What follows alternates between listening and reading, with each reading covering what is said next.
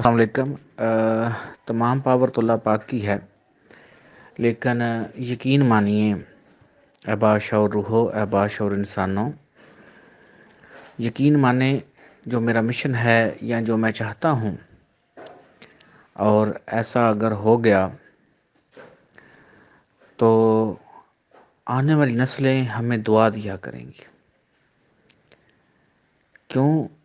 کہ جو فیوچر دور آ رہا ہے، گولڈن ایج جب شروع ہونا ہے، تو اس میں یہ تمام چیزیں کاؤنٹ کی جائیں گی،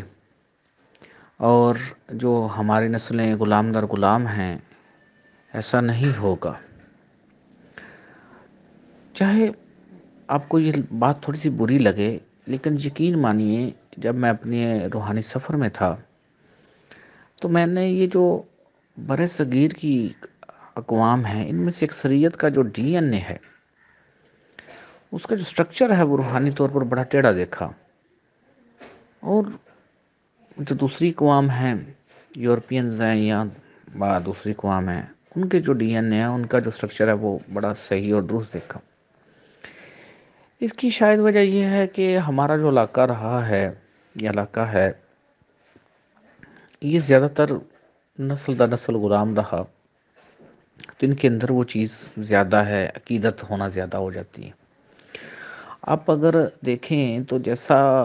ہمارے ہاں انڈیا اور پاکستان دونوں کو ہی دیکھ لیں، یہاں جو رسوم ادا کی جاتی ہیں وہ بیسکلی اب کیا کہہ سکتا ہوں ان معاملات پر میں، لیکن ان کا اس ریالٹی سے تعلق نہیں ہے۔ عرفانی خودی کا مطلب یہ ہوتا ہے کہ ہم نے اپنے اندر وہ تمام انرجیز پیدا کرنی ہوتی ہیں جو آپ نے نام سنے ہیں، جن ہستیوں کے آپ نے کارنامے سنے ہیں، ان کا نور، ان کا علم، ان کی طاقت سمجھ لیں آپ نے اپنے اندر پیدا کرنی ہوتی ہے۔ یہی تو ہم کر رہے ہیں، اور ہم کر رہے ہیں۔ تو یہ تھوڑا سا مشکل اس لیے ہے کہ اگر آپ دیکھیں ہمارا جو سیٹ اپ بنا ہے، ایک عجیب سا بنا ہوا ہے۔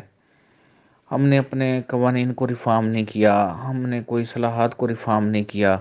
ایون جو آپ لوگ باہر جاتے ہیں، آپ تعریف تو کر دیتے ہیں باہر کے، لیکن اگر دوسرے الفاظ میں کہا جائے کہ یہاں کے لیے تو کوئی جواب نہیں آتا، اور ہماری جو اکثریت ہے وہ یہاں سے بھاگنا چاہتی ہے،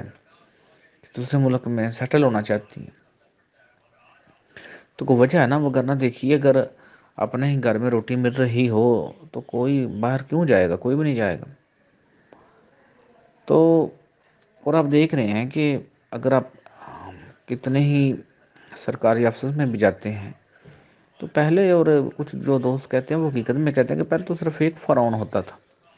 اب ہر جگہ یہ ایک چپڑاسی بھی فرعون ہے بنا ہوا، تو کون تبدیل کرے گا ان چیزوں کو؟ اور یہ جو عرفان خودی ہے، بیسکلی یہ کہ عام بندوں کی تو سوچ میں آ ہی نہیں سکتی، نہ ان کو سمجھ آ سکتی اس بات کی کہ اصل میں یہ بات ہے کیا، اور اس نے ہونا کیا ہے، یہ کیا بات بننی ہے۔ یہ کچھ چیز الگ ہے، یہ امرت کچھ الگ ہے، یہ اب اس میں کیا کہہ سکتا ہوں۔ تو انشاءاللہ تعالی اللہ پاک ہماری مدد کریں گے، لیکن دوبارہ کہہ رہا ہوں کہ اگر جو میرا مشن ہے وہ پورا ہو گیا تو ہم سب کے نام تاریخ میں سنہرے الفاظ میں لکھے جائیں گے انشاءاللہ تعالی۔ اللہ حافظ۔